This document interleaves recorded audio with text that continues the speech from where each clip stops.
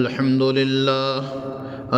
لله نحمده ونستعينه ونستغفره ونؤمن به ونتوكل عليه ونعوذ بالله من شرور أنفسنا ومن سيئات أعمالنا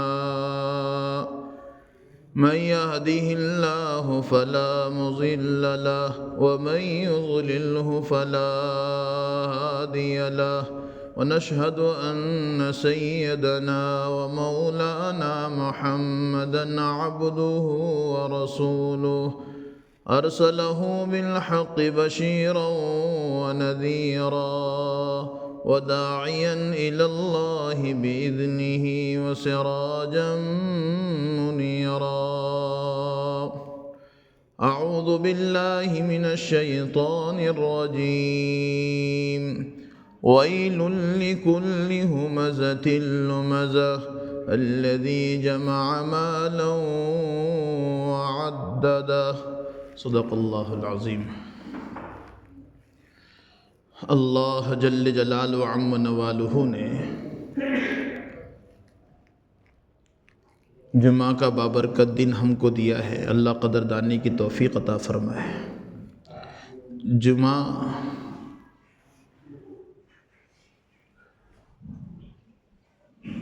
ایک مبارک دن ہے جو انسان کو بہت ساری قبولیت تک پہنچاتا ہے۔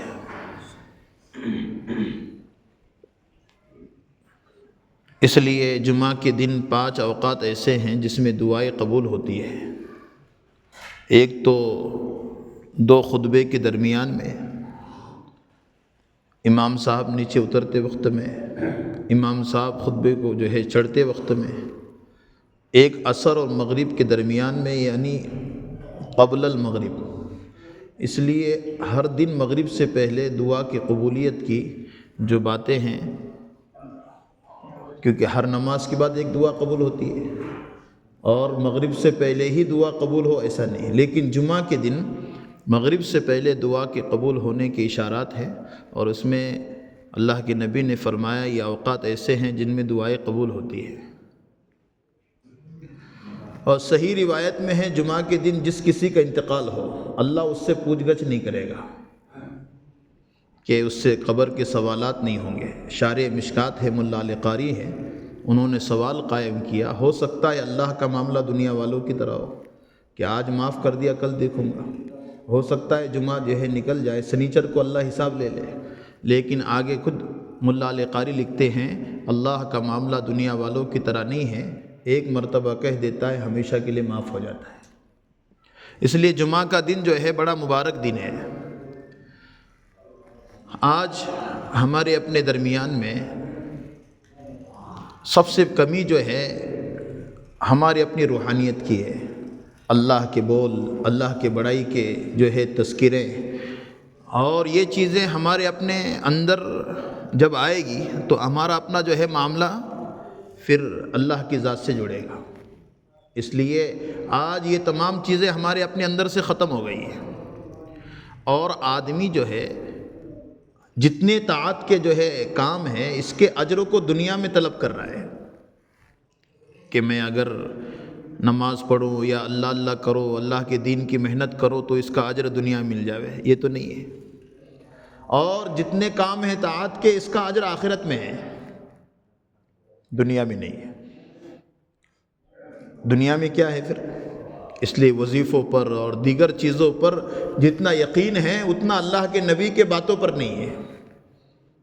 اس لیے چکر ہو رہا ہے عاملوں کا، چکر ہو رہا ہے فلاں کا، کیونکہ آج ہمارے اپنے نظر میں جو چیزیں ہیں وظیفوں پر جتنا یقین ہے اتنا یقین اللہ کی ذات پر نہیں ہے۔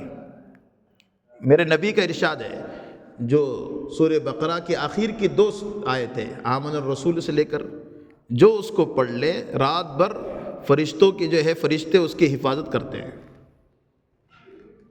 میرے نبی کا معمول یہ ہے صبح میں 5 دعائیں پڑھتے تھے۔ اللہ کے نبی کی جو ہے آپ کا ارشاد ہے صبح میں جو یہ جو ہے دعائیں پڑھے گا اور شام میں یہ دعائیں پڑھے گا کبھی پریشان نہیں ہوگا۔ تو رب نے جو چیزیں ہمارے لیے پسند کی ہے وہ شریعت ہے جو اللہ کے نبی پر اللہ نے اتارا ہے، اور وہ اللہ کے نبی نے ہمارے اپنے لیے تمام چیزوں کا انتخاب کیا ہے۔ آج اگر اس پر چلیں گے ہم تو ہمارا اپنا جو ہے دنیاوی اور آخرت دونوں بن جائے گی، لیکن نہیں ہو رہا ہے۔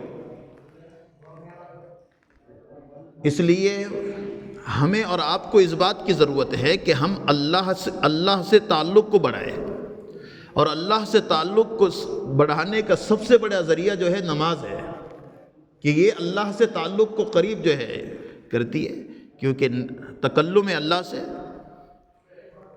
آج انسان اللہ سے بات کرتا ہے جب نماز میں کھڑے ہوتا ہے۔ نماز کا ڈر، نماز کے اندر اللہ کی جو ہے خشیت انسانوں کے اندر کب آئے گی؟ اس لیے آج احتساب والا معاملہ ہی ختم ہو گیا ہے کہ اس عمل پر اللہ کیا دے گا۔ یہ اگر انسان کو یقین ہو جائے تو انسان کبھی بھی کوئی عمل اس سے نہیں چھوٹے گا، چاہے سنت ہو، نفل ہو، سنت مؤکدہ ہو یا غیر سنت مؤکدہ ہو۔ آج سنتوں کو چھوڑے گا تو فرائض بھی چھوڑ بیٹھے گا۔ اس لیے سنت مؤکدہ اگر چھوٹ گئی، علماء نے لکھا ہے کبیرہ گناہ ہے، کیونکہ آج سنت مؤکدہ کا جو عمل ہے نماز سے پہلے کا، ظہر سے پہلے 4 رکعت سنت مؤکدہ ہے جس کی تاکید کی گئی۔ اس لیے کہا کہ نماز کے بعد اس کو دہراؤ، نماز کے بعد اس کو پڑھو سنتوں کو۔ اب کیسے پڑھیں گے؟ تو شیخین یہ کہتے ہیں، امام ابو یوسف، امام محمد کہتے ہیں کہ نماز کے بعد کے جو سنتیں ہماری ہے تو ہم اس کو جو ہے پہلے پڑھیں اس کے بعد سنتیں پڑھیں۔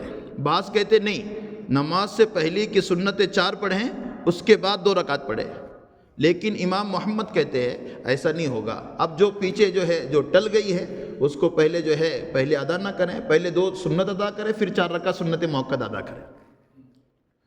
اور فیصلہ فتویٰ اسی پر ہے، وعلیہ الفتویٰ، فتویٰ اسی پر دیا ہے کہ پہلے 2 رکعت پڑھیں گے سنت، پھر نفل، پھر 4 رکعت سنت مؤکدہ۔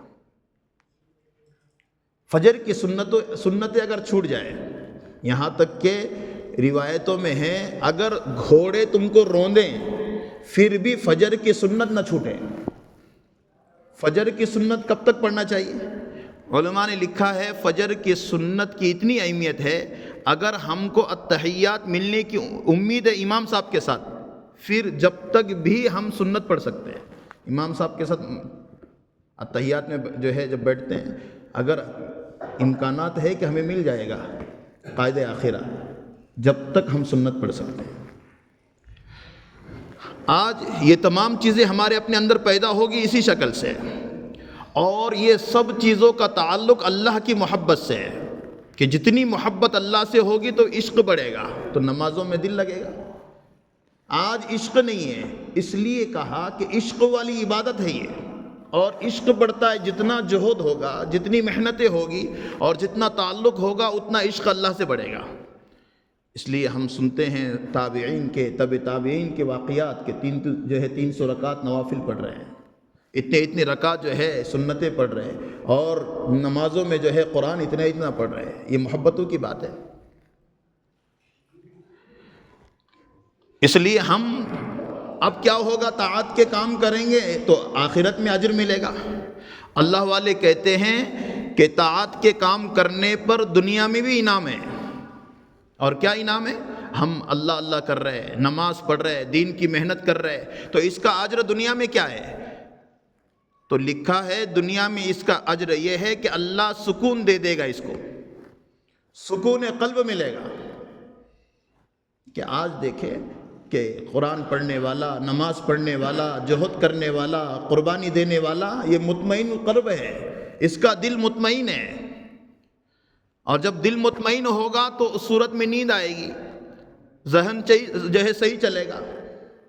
کروڑ پتی ہیں، وقت جو ہے، سب کچھ جو ہے، پیسہ ہے اور سب چیزیں موجود ہیں، لیکن آج دلوں کے اندر چین و سکون نہ ہونے کی وجہ سے پریشان ہیں۔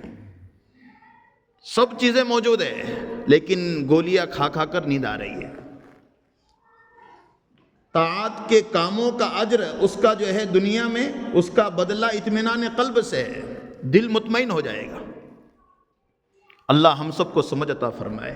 اس کے لیے ایک تو ہم اپنے آپ کو رب سے جب جڑنے کا ہم نے جو ہے ارادہ کر لیا ہے اور رب سے ہمیں جڑنا ہے، تو ہمیں جو طاعت کے کام ہیں اس میں ہم کو آگے بڑھنا پڑے گا۔ جب یہ آگے بڑھیں گے تو اس صورت میں خود بخود اطمینان قلب ملے گا۔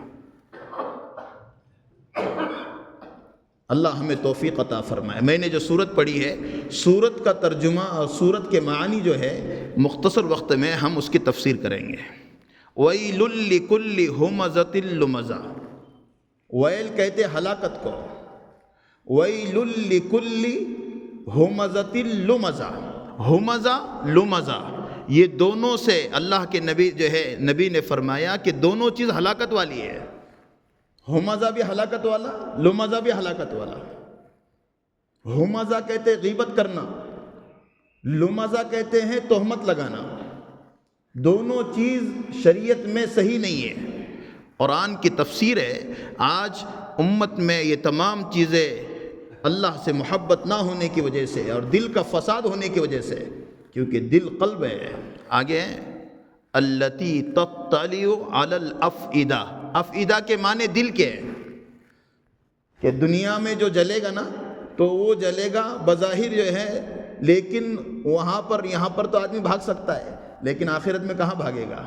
تو دلوں کے ساتھ اس کو تکلیف دی جائے گی۔ افئدہ کے معنی دل کے آتے ہیں، اس لیے ہمزہ اور لمزہ۔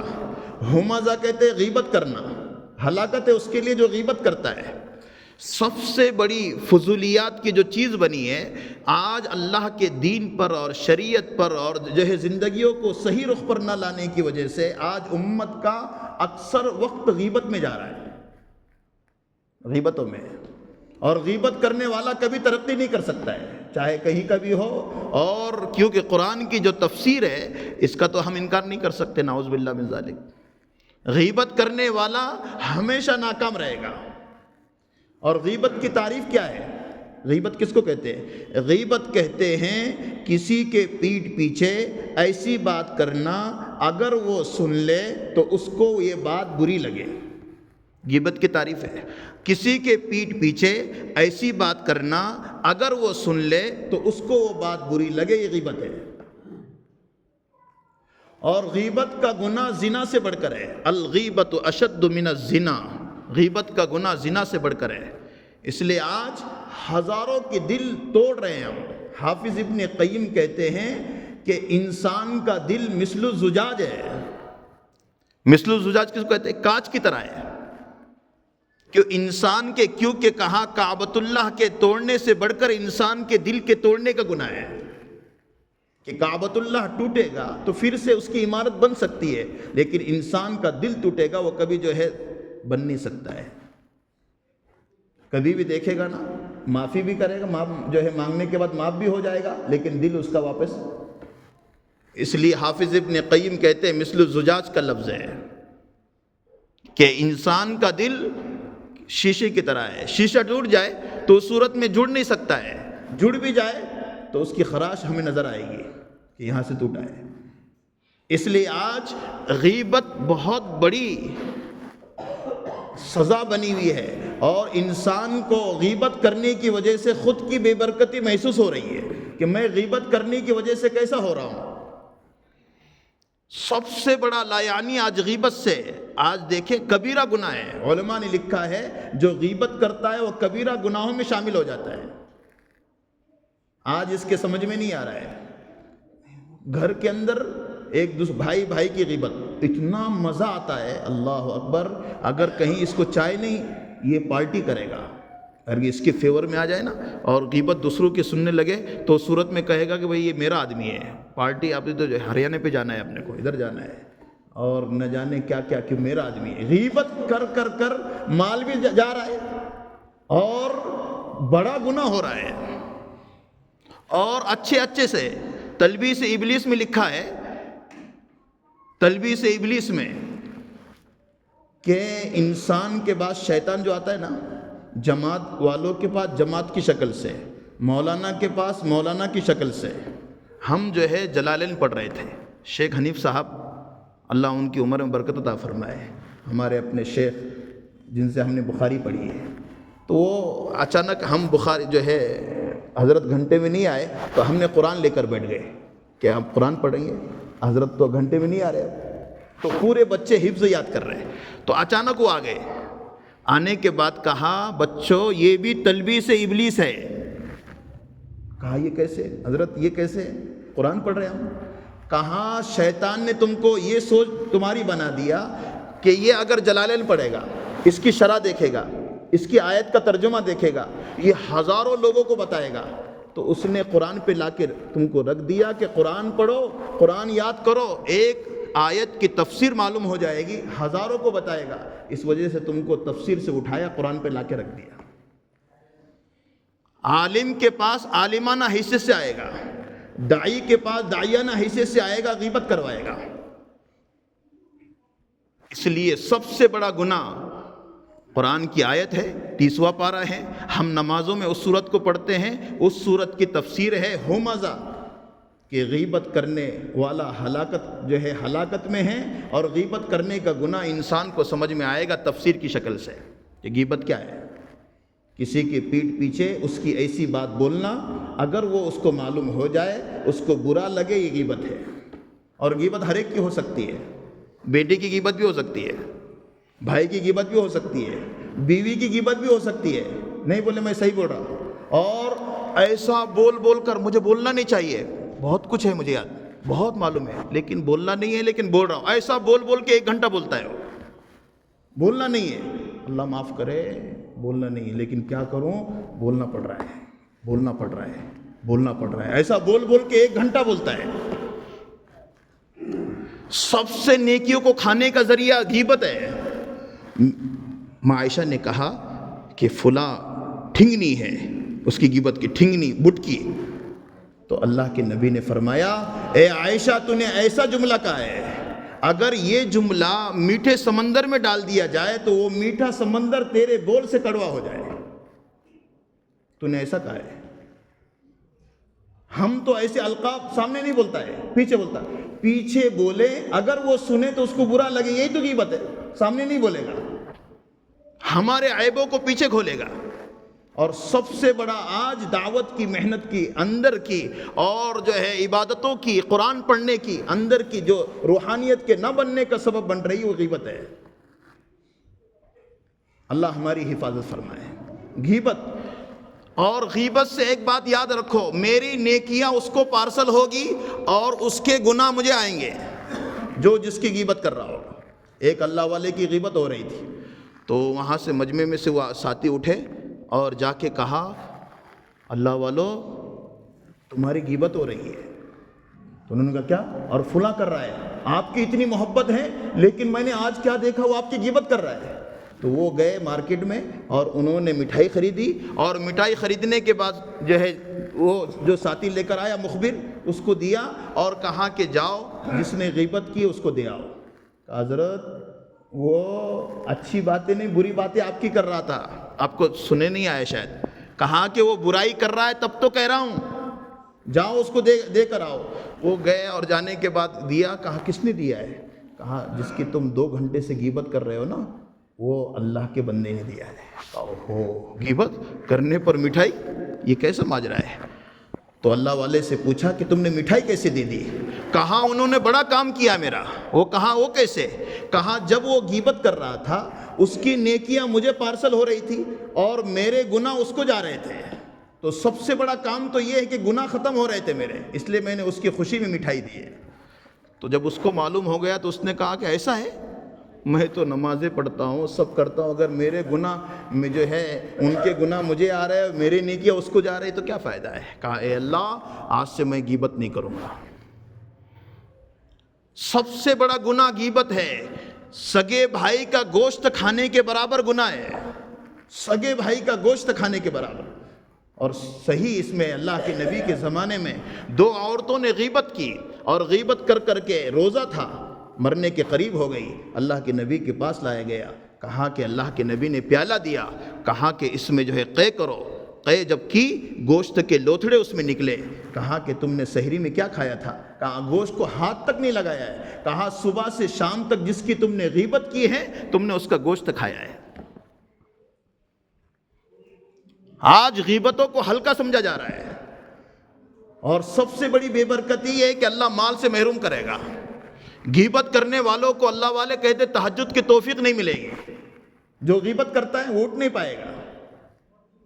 آج سب سے بڑا یہ عالمیہ ہونے کی وجہ سے آج ہماری اپنی طبیعتیں قرآن پڑھنے کے لیے آمادہ نہیں ہو رہی ہے۔ تھوڑا وقت ملا تو باہر بیٹھے گا، تھوڑا وقت ملا تو گپ چھپ میں لگائے گا، قرآن پڑھنے کے لیے وقت نہیں ملے گا اس کو، وقت ہونے کے بعد ہاتھ بھی نہیں لگاتا ہے، قرآن آ رہا ہے پھر بھی ہاتھ نہیں لگائے گا۔ اس لیے غیبت، اب اللہ والے کیا کہتے ہیں؟ غیبت کا گناہ کیسے معاف ہوگا؟ کسی کی غیبت کی ہے تو اب وہ اللہ کے سامنے کہے اللہ مجھے معاف کر دے، تو کہا اللہ معاف کر دے گا، لیکن جب تک جس کی غیبت جو ہے کی ہے اس کو معافی نہیں مانگی تو اللہ بھی معاف نہیں کریں گے، اللہ بھی معاف نہیں کریں گے۔ تو اب کیسے معافی مانگے ہم؟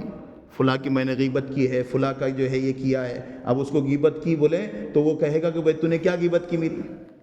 اللہ والوں نے لکھا ہے آپ کیا کریں، ہم جس کی غیبت کی ہے اس کے پاس جائیں اور اس کے پاس جا کر کہیں اے فلاں، اے دوست، اے میرے بھائی، اے فلاں، میں نے میرے ذمے بہت سارے تیرے حقوق تھے، ان حقوق میں عفت و عصمت بھی تھی لیکن وہ مجھ سے ادا نہیں ہوئی، اب تو مجھے معاف کر دے۔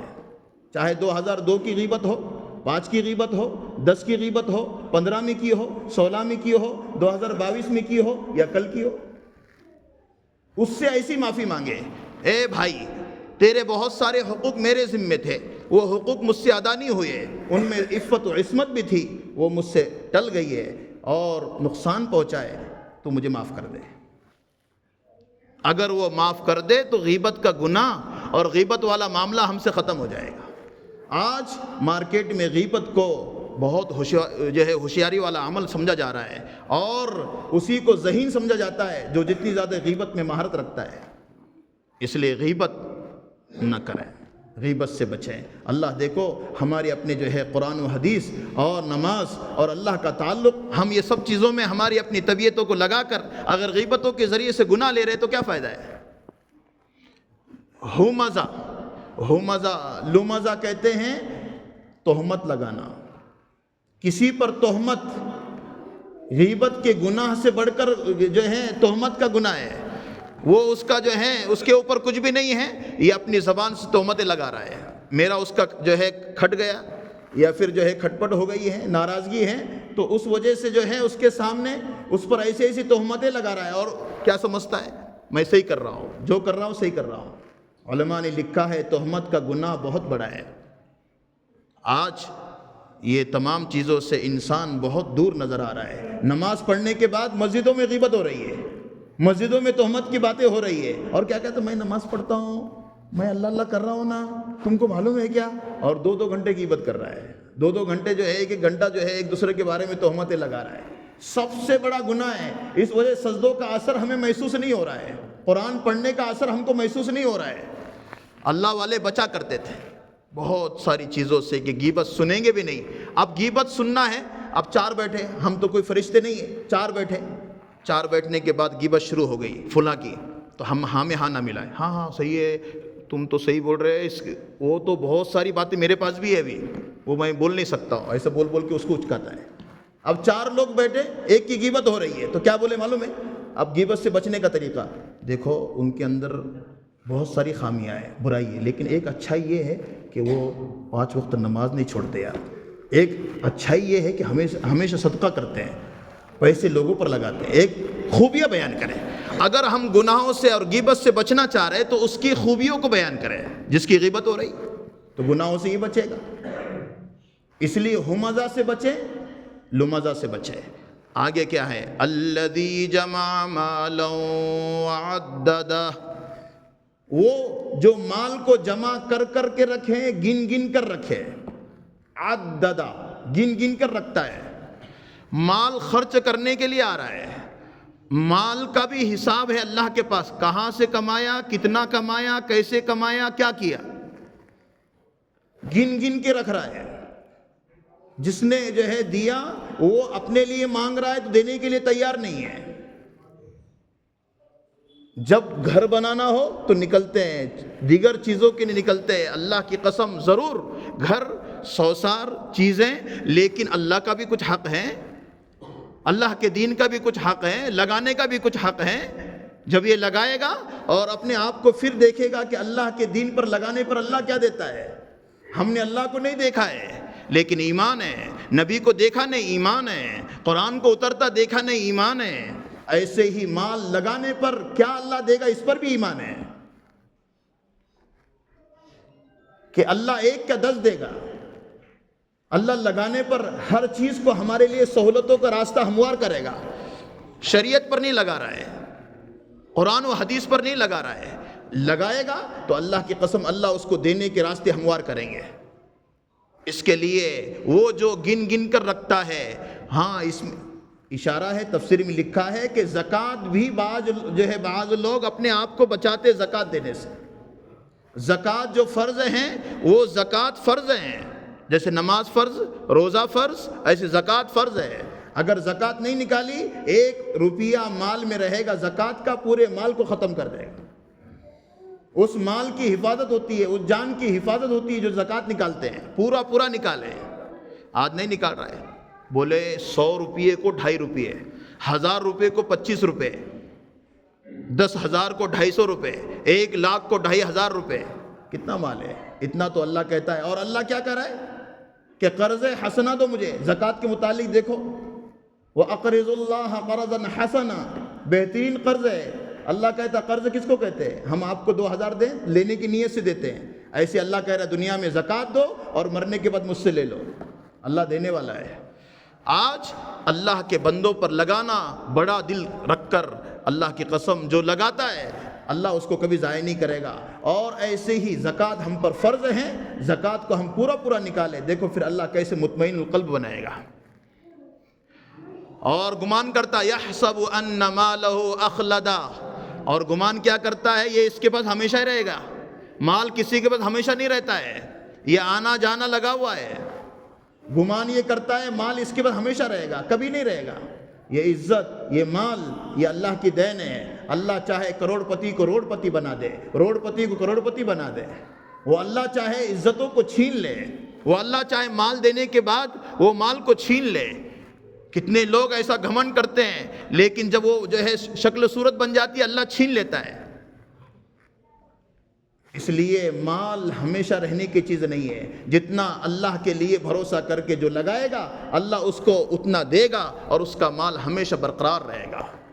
آج دیکھیں، آج لگانے والوں کے لیے دیکھیں کتنی خوشخبریاں ہیں، اطمینان کی نیند ہے ان کو. کَلَّا لَيُنبَذَنَّ فِي الْحُطَمَةِ، اور تو کہتا ہے یہیں رہوں گا. یہ ہمیشہ کی زندگی نہیں ہے، 50 60 سال 70 سال کی زندگی ہے. کَلَّا، ہرگز نہیں. لَيُنبَذَنَّ فِي الْحُطَمَةِ، اللہ تجھ کو پھر حطمہ میں داخل کرے گا. دنیا میں منمانی، دنیا میں جو ہے جو کہہ رہے نہ ماننا، تو پھر اللہ کہہ رہے یہ مرنے کے بعد کی زندگی کا جو ہے انجام کیا ہوگا کہ حطمہ ہوگا. جو ہے جہنم کے 7 طبقے، جہنم، حطمہ، لظا، سعیر، سقر، جحیم، حاویہ. یہ 7 طبقے جہنم کے. حطمہ اسی کا نام ہے. جہنم کے ایک طبقے میں سے جو ہے اللہ تجھ کو داخل کرے گا. اور سن لے، دنیا میں تو ادھر ادھر بھاگ جائے گا، لیکن وہاں کہاں بھاگ سکتا ہے. کَلَّا لَيُنبَذَنَّ فِي الْحُطَمَةِ وَمَا أَدْرَاكَ مَا الْحُطَمَةِ، تجھے پتا ہے حطمہ کیا چیز ہے؟ معلوم بھی ہے. نار اللہ الموقدہ، وہ ایک آگ ہے جو سلگائی ہوئی ہے. اللہ کہہ رہا ہے نار اللہ الموقدہ، ایک آگ ہے جو سلگائی ہوئی ہے. دنیا والے سلگاتے ہیں تو بجھ جائے گی، آخرت کی آگ وہ بجھے گی نہیں.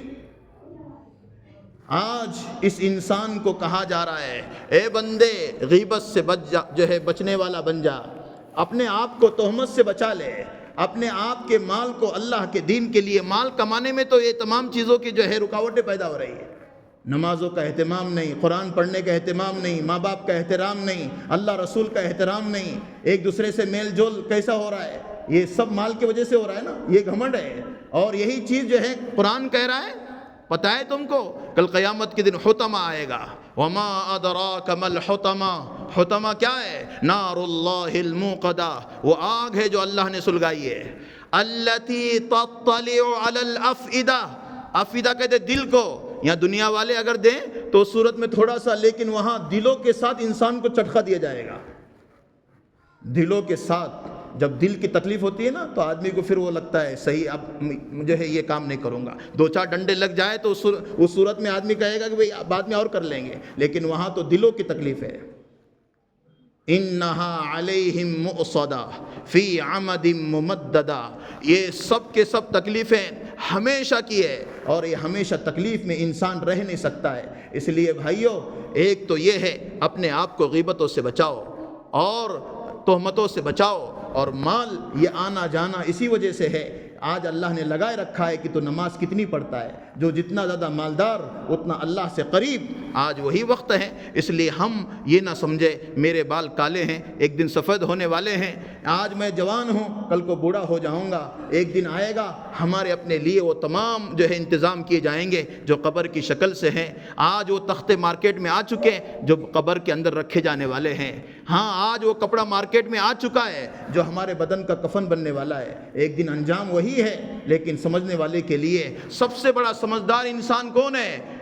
اور جو ہے حدیث میں ہے الکیس من دان نفسہ وعمل ما بعد الموت. ہوشیار سمجھدار وہ ہیں جو موت آنے سے پہلے موت کی تیاری کر لیں. موت کی تیاری یہی ہے. اس لیے ہم اعمال میں، قربانیوں میں، اللہ اللہ کرنے میں اپنی طبیعتوں کو لگائیں اور اپنی طبیعتوں کو دیندار بنائیں. پورے شہر میں ہلچل ہیں اور جو ہے ایک دوسرے کے پاس جانا ہو رہا ہے، اس لیے ہم نیت اس بات کی کریں کہ ہمارے اپنی زندگیوں کا صحیح رخ پڑے. اس کے لیے ہم اللہ کے راستے کا خروج اختیار کریں گے انشاءاللہ. اللہ ہم سب کو عمل کی توفیق عطا فرمائے. وآخر دعوانا الحمدللہ.